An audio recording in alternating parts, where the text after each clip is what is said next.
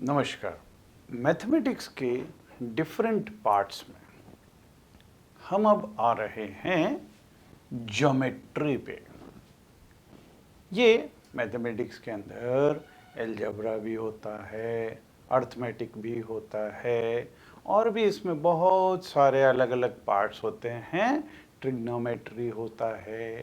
तो इस तरह से जो अलग अलग पार्ट्स हैं उसमें से ज्योमेट्री ये एक बहुत इम्पॉर्टेंट पार्ट है और आप इसको बहुत जगह यूज करते हैं। आप अगर टेलर के यहाँ पे जाएंगे तो वो पूरा मेजरमेंट्स लेता है, सब चीज नाप तौल करता है। जहाँ पे भी नाप तौल आया वहाँ पे ज्योमेट्री आएगा। जैसे पहले ज़माने में अगर मान लो नदी यूं करके टेढ़ी निकल रही है और वहाँ पे खेत वगैरह हैं, अब खेत को अगर मेज़रमेंट्स करना है तो मेज़रमेंट्स कैसे करेंगे? उसके लिए ज्योमेट्री का इस्तेमाल करते हैं। अब देखिए ज्योमेट्री होती क्या है। ज्योमेट्री एक्चुअली ज्योमेट्रियन ये ग्रीक वर्ड है, जियो और प्लस मिट्रियन से मिलके बना हुआ है।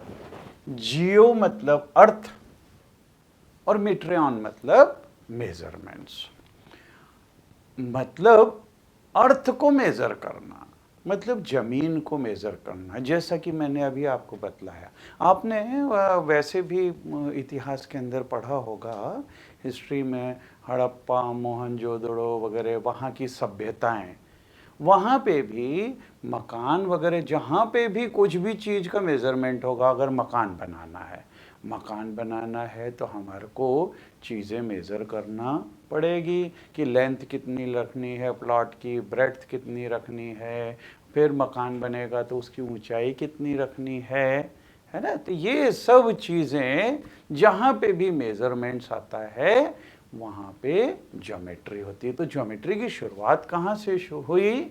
जब हमको ज़मीन मेज़र करनी हो, ज़मीन का जो है नाप तोल करना हो, वहाँ से ये वाली चीज़ ज्योमेट्री जो है ये आई है। अब किसी भी चीज़ को अगर मेज़र करना है तो मेज़र करने की शुरुआत कहाँ से होगी? जैसे टेप यूँ लिया या धागा लिया या रस्सी ली, अब दो जगह दो पॉइंट के बीच में, अब पॉइंट जहाँ पे पॉइंट आया, पॉइंट क्या है एक्चुअली? पॉइंट, अगर आप पेंसिल को एक कागज के ऊपर यूं रख दो, उसकी नोक को इसके ऊपर रख दो, तो वो जो बनेगा दैट इज पॉइंट, है ना। अच्छा, अगर पेंसिल मोटी होगी, अगर आपने अच्छे से शार्प नहीं की हुई होगी तो मोटा सा बिंदु बनेगा उसका, उसको हिंदी में बोलते हैं बिंदु, है ना। और अगर पेंसिल को शार्प कर देंगे तो वो उसका और पतला सा छोटा सा बिंदु बनेगा, और जितना छोटा होता है वो dot, actually that is called point. अब पॉइंट का मतलब क्या है? पॉइंट काहे के लिए है? एक्चुअली पॉइंट पोजीशन देता है। अगर हम इसी बोर्ड के अंदर हम यहाँ पे ये बनाया तो ये पोजीशन बतला रहा है कि ये इस तरफ है। अगर हम इसको इसके बीच में यूं कर दें, अब ये पोजीशन बतला रहा है कि ये रेक्टेंगल के अंदर। तो पॉइंट क्या शो करता है? पॉइंट शो करता है पोजीशन। आप मैप भी देखते होंगे, है ना, ज्योग्राफी के अंदर आप जैसे भारत का मैप देखा, उसमें इंदौर कहाँ है, तो इंदौर की पोजीशन किससे बतला रहे हैं? पॉइंट से बतला रहे हैं। तो पॉइंट ये पोजीशन शो करता है, ठीक है। तो अच्छा, जब ये पॉइंट है तो इसकी ना तो लेंथ है ना इसकी ब्रेड्थ है, क्योंकि इतना छोटा सा है तो इसकी लेंथ ब्रेड्थ वगैरह नहीं होती है, लेकिन ये पॉइंट पोजीशन को जरूर शो करता है। ठीक है। अब इसके बाद में this is written about this is almost invisible tiny dot will give you an idea of the point. ठीक है, A point determines the location, किसी भी जगह की लोकेशन बतलाता है। ठीक है, अब पॉइंट के बाद में हम आए लाइन सेगमेंट में। अगर लाइन सेगमेंट में कोई सा भी कागज लिया और उसको अगर हम इस तरह से यूं मोड़ दें, जब मोड़ देंगे और उसको वापस से खोलो तो आपको यहाँ पे अगर जैसे ये कागज है, इसको यूं मोड़ दिया और उसके बाद में जब इसको खोला तो आपको ये जो चीज मिलेगी, this is called line segment. और ये लाइन सेगमेंट ये दो पॉइंट्स के बीच का डिस्टेंस है एक्चुअली। तो ये दो पॉइंट्स है और इनके बीच का जो सीधा सीधा डिस्टेंस है, दैट इज लाइन सेगमेंट। ठीक है, so see what is line segment? This is the shortest join of the point between A and B. This is called line segment, and it will include, yes, of course it is including A and B, and it is denoted by, अब इसको line segment को denote कैसे करेंगे? AB लिखेंगे और उसके ऊपर एक बार लगा देंगे, या फिर बी ए, क्योंकि यहां से लिया था ए बी, इधर से लिया तो ये हो गया B A. So the points A and B are called end points of the line segment. तो ये एंड पॉइंट्स हो जाएंगे, ए और बी को एंड पॉइंट बोलेंगे। एक्चुअली देखा जाए everything is made up of points. ये लाइन सेगमेंट भी पॉइंट्स का ही बना हुआ है। आप अगर कभी मोबाइल वाले की दुकान में गए और मोबाइल वाले से जब अपन मोबाइल खरीदते हैं, सबसे पहली चीज आप क्या पूछते हो? क्यों इसका कैमरा कितना मेगापिक्सल का है ना? सबसे पहले हम यही पूछते हैं कि क्यों इसमें कितने मेगापिक्सल का है। अब ये मेगापिक्सल होता क्या है? मेगापिक्सल एक्चुअली है, पिक्सल का मतलब वही है डॉट्स। डॉट्स मतलब पॉइंट्स, और कैमरा जितना ज़्यादा मेगापिक्सल का होगा उतना अच्छा उसका पिक्चर आएगा। उसमें जो फ़ोटो आएगी, अगर हम फ़ोटो खींचते हैं तो वो अच्छी फ़ोटो आएगी अगर ज़्यादा मेगापिक्सल का कैमरा होगा। अगर कम का होगा तो उतनी अच्छी फ़ोटो नहीं आती है। आप अगर मोबाइल को जैसे पिक्चर ली, उसके बाद में उसको एक्सपेंशन उसका किया, अगर उसको बड़ा करेंगे तो अगर कम मेगापिक्सल का कैमरा होगा तो वो उसको बड़ा करने में पिक्चर भसक जाएगा मतलब वो धुंधला सा होने लगता है, उसके जो डॉट्स हैं अलग अलग से दिखाई देने लगते हैं। इवन अगर आप कभी अखबार के अंदर ब्लैक एंड वाइट वाले फोटोज अगर देखेंगे, ब्लैक एंड वाइट फोटोज को अगर आप मैग्नीफाइंग ग्लास से अगर देखोगे तो आपको उसमें भी दिखेगा कि अरे ये पिक्चर तो डॉट्स का बना हुआ है। हर पिक्चर डॉट्स का बना होता है। उसके अंदर भी कुछ डॉट्स ज़्यादा डार्क होंगे, कुछ थोड़े से ब्राइट होंगे। इवन जो कलर्ड वाले पिक्चर्स हैं वो भी डॉट्स के बनते हैं। आप टीवी में भी अगर वो पिक्चर देखोगे तो हर पिक्चर वो डॉट्स का बना हुआ है, और जितना ज़्यादा मेगापिक्सल का कैमरा होगा डॉट्स उतने ज़्यादा, क्योंकि उसी के अंदर अगर डॉट्स बहुत ज़्यादा होंगे बहुत ज़्यादा होंगे तो पिक्चर एकदम शार्प दिखेगा।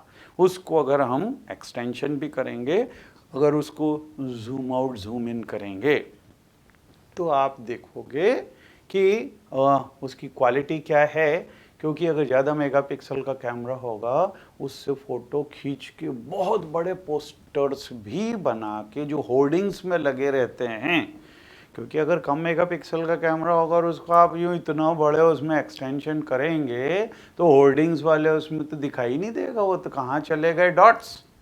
तो इसीलिए ज़्यादा मेगापिक्सल वाले कैमरे हम यूज़ करते हैं। और अपने ज्योमेट्री, ये पूरा का पूरा स्टार्ट ही डॉट से ही होता है। डॉट मतलब पॉइंट। अब अगर हम देखें लाइन, लाइन एक्चुअली होती क्या है? लाइन, ये जो लाइन सेगमेंट हमने देखा है, this is part of line. Line क्या है? अगर इसी लाइन सेगमेंट को हम इधर एक्सटेंड कर दें और इधर भी एक्सटेंड कर दें एंडलेसली, मतलब अप टू इन्फिनिटी, इसको अगर यहाँ पे भी ले जाएं, यहाँ पे भी ले जाएं, then this will become a line. और लाइन इनफैक्ट होती क्या है? लाइन मतलब ये डॉट्स का या पॉइंट्स का कलेक्शन है जिसमें बहुत सारे पॉइंट्स हैं क्लोज बिल्कुल। और स्ट्रेट लाइन क्या होगा? See, straight line is the collection of infinite points extending into opposite direction। तो जैसे ही हमने बोला अपोजिट डायरेक्शन, मतलब क्या होगा? ये जो कलेक्शन है ये स्ट्रेट हो जाएगा एकदम। तो straight line is the set of infinite points extending into opposite direction. तो लाइन सेगमेंट के बाद में नेक्स्ट हम आएंगे लाइन के ऊपर। So now a line is a set of infinite points extending in two opposite direction। तो ये बहुत सारे इनफाइनाइट पॉइंट्स हैं, इस तरह के खूब सारे पॉइंट्स हैं और ये दोनों तरफ इन्फिनिटी तक एक्सटेंड कर रहे हैं। ठीक है? अच्छा, इसमें कोई से भी दो पॉइंट्स अगर हम ले लें तो a line through two points, this a line through two points A and B is written as, इसको डिनोट करेंगे, ए बी लिख दें और उसके बाद में उसके ऊपर एक लाइन जैसी वो बना दे और दोनों साइड एरोज इसमें बना दिया।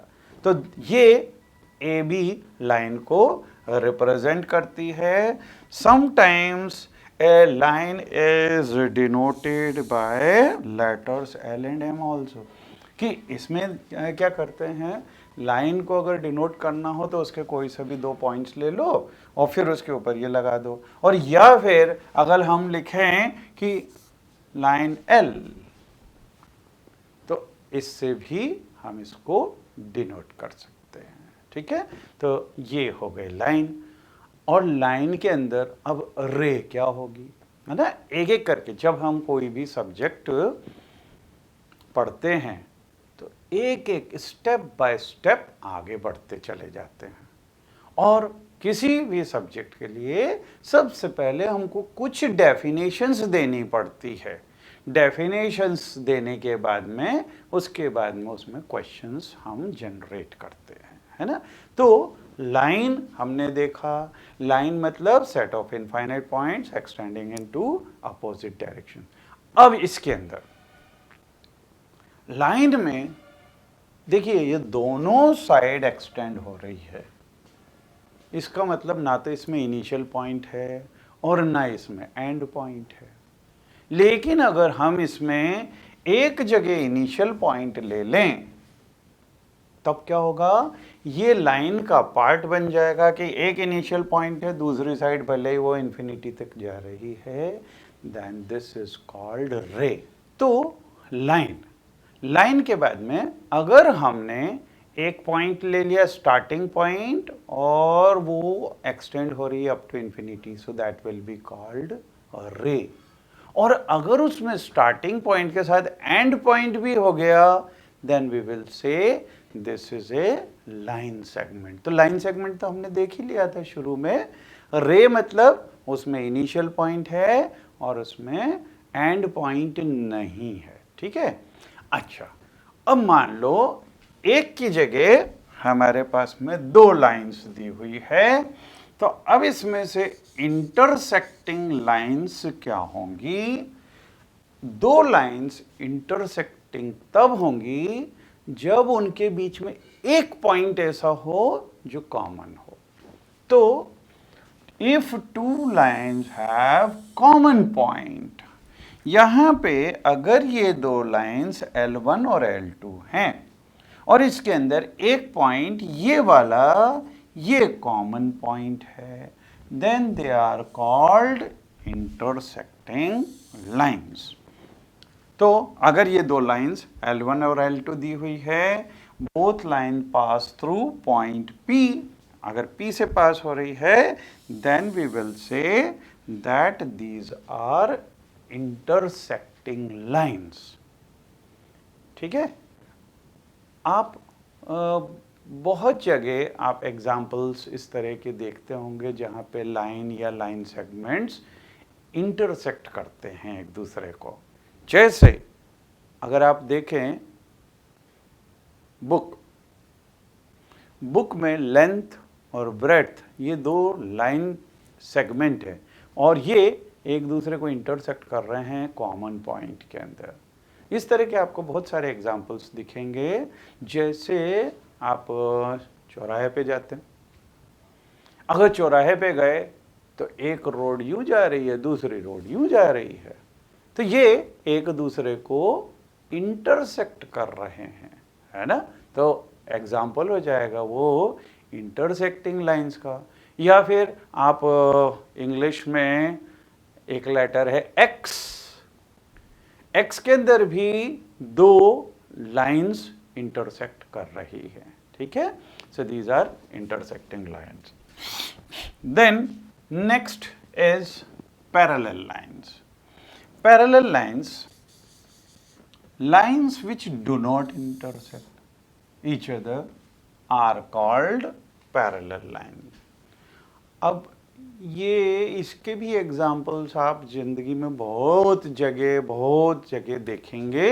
जैसे अब ये आप स्केल है, स्केल के अंदर आपके कंपास बॉक्स में जो स्केल है, इसके अंदर देखेंगे ये एक लाइन है, ये दूसरी लाइन है। क्या अगर इसको यूं आगे बढ़ा दें या इधर आगे बढ़ा दें, कहीं इंटरसेक्ट करेंगी? No. So these are parallel line. अब रेल की पटरी देखते हैं। रेल की पटरी में अगर आप बीच में खड़े होकर देखोगे तो वो दोनों यूं चलती चली जा रही हैं। रेल की पटरी इंटरसेक्ट नहीं करती, तो दीज आर पैरेलल।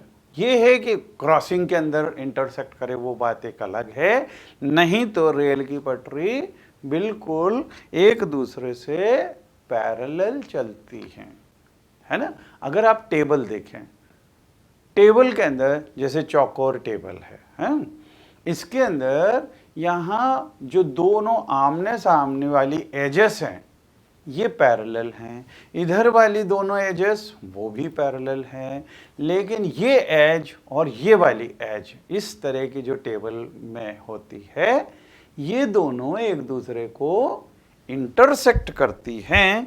जैसे अगर आप देखें, ये अगर आपकी बुक है, ये अगर बुक है, इसके अंदर ये एज और ये वाली एज ये दोनों पैरेलल लाइंस है, जबकि ये एज और ये edge these are intersecting lines. Okay, तो पैरेलल लाइंस और इंटरसेक्टिंग लाइंस। और इसको हम डिनोट ऐसे भी कर सकते हैं कि अगर दो लाइंस, ये है ए बी, ये ए और ये बी, और यहां पे ये सी, ये सी और ये डी, ठीक है। तो यहाँ पे A B is parallel to C D, इसको लिखेंगे, ये सिंबल इसके लिए पैरेलल लाइंस के लिए यूज होता है। इसको हम ऐसा भी कर सकते हैं कि ये अगर L1 और ये L2 है, then L1 will be parallel to L2, इस तरह से भी हम इसको डिनोट कर सकते हैं, ठीक है। नाउ आफ्टर दिस रे, जो जैसा कि मैंने आपको अभी एक्सप्लेन किया था, रे क्या होती है? This is the part of A line जिसके अंदर इनिशियल भी पॉइंट होगा but there will be no and point. तो a ray, a part of a line which has initial point but no end point is called a ray। तो इसके अंदर initial point, ये अगर हम A लें, ये B लें, इसमें इनिशियल पॉइंट तो है लेकिन इसमें एंड पॉइंट नहीं है।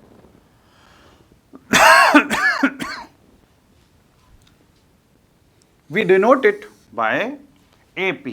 अगर यहाँ पे अगर ये पॉइंट P है तो ये हो जाएगी AP, ठीक है। द लाइन सेगमेंट, और लाइन सेगमेंट जैसा कि अभी हमने देखा था कि अगर इनिशियल पॉइंट भी है और एंड पॉइंट भी है तो वो लाइन आगे तक नहीं जाएगी। इनिशियल पॉइंट एंड पॉइंट दोनों होंगे, सो that will become line segment. So what is line segment? Line segment is the part of line having initial point as well as end point। तो initial point भी है और end point भी है। अगर ये initial point है और ये end point है तो ये AB, this will be the line segment। और लाइन सेगमेंट हमने देखा ही था कि अगर पेपर को यूं टर्न कर दो तो वो जो बीच में बनेगा that will B line segment, ठीक है। तो ये डेफिनेशंस हैं रे और लाइन सेगमेंट की। अब हम आते हैं एग्जाम्पल के ऊपर, क्योंकि हमने डेफिनेशंस देखी, अब इसके ऊपर based example. Use the figure to name. ये फिगर है हमारे पास में और इसमें 5 पॉइंट्स। अब पॉइंट्स हम देख चुके हैं, पॉइंट्स मतलब डॉट्स होते हैं, है ना। अब इसके अंदर 5 पॉइंट्स अगर हम देखें तो ये देखिए, ये A, ये B, ये C, ये D और ये E। तो ये 5 पॉइंट्स हो गए। इवन छठा चाहिए तो वो O भी है, O भी पॉइंट है। तो अगर इसमें 5 पॉइंट्स लिखने हैं, answer will be A, B, C, D and E also you can take. So these are 5 points, okay। Then next is a line। अब हमको लाइन लिखना है।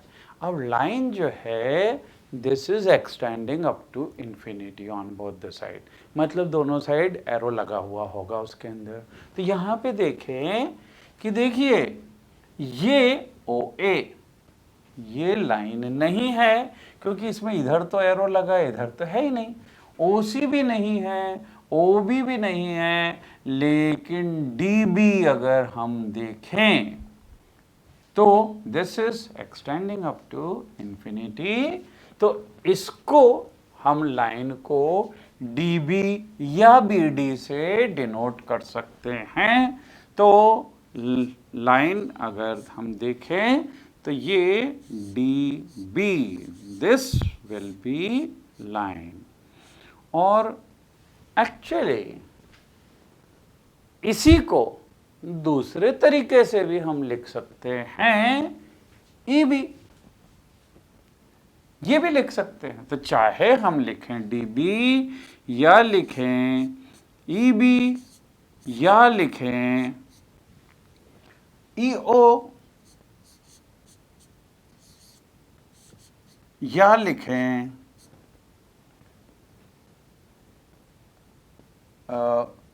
या लिखें DO, ये सब कोई से भी 2 पॉइंट ले लो, DE low, DO low, DB low, EO low, OB लो या फिर EB लो, ये सब एक ही लाइन को रिप्रेजेंट कर रहे हैं जो DB भी है। इसको किसी भी तरीके से हम रिप्रेजेंट कर सकते हैं। कोई से भी 2 पॉइंट्स होने चाहिए इस लाइन के अंदर, मतलब एरोज के बीच में, दोनों एरोज के बीच में कोई से भी 2 पॉइंट्स हम इसमें ले सकते हैं। फिर 4 रेज, 4 रेज भी हमको इसमें बतलानी है। अब देखिए रेज के लिए एक इनिशियल पॉइंट होना चाहिए, लेकिन दूसरी साइड एंड पॉइंट नहीं लेते अपन, तो एक साइड से उसमें एरो लगा हुआ हो। तो देखिए यहाँ पे अगर हम देखें OA, तो ये एक एरो है, ये रे हो जाएगी, है ना। इसमें एक एरो है तो OB, this will also be रे। फिर OC, this is also a रे। 3 हो गई। अच्छा, अगर इसको OD इधर ले लें तो दिस विल ऑल्सो बी ए रे। OD को हम OE भी लिख सकते हैं, उसमें कोई दिक्कत नहीं है, ठीक है। तो 4 रेज हमको लिखनी है, so we can write OA, OB, OC and OD, right. फिर 5 लाइन सेगमेंट्स। अब देखिए हमको लाइन सेगमेंट्स चाहिए, है ना। लाइन सेगमेंट मतलब इनिशियल पॉइंट भी हो और एंड पॉइंट भी ना हो। अब जब इसमें देखिए हमने इसके ऊपर अगर ये लगा दिया तो ये लाइन बन गई। अगर इनको नहीं लगाए हम, तब क्या हो जाएंगे, each of this will become line segment, क्योंकि एंड पॉइंट्स भी हम इंक्लूड कर रहे हैं। This is not going up to infinity. तो देखिए DB, अगर हम यहां से D से लेके B तक लें तो ये लाइन सेगमेंट बन जाएगा, या हम यहां से शुरू करें DE,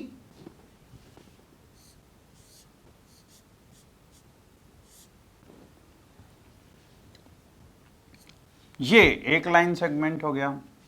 EO, ये यहां से यहां तक अगर हम लेंगे तो EO is another line segment.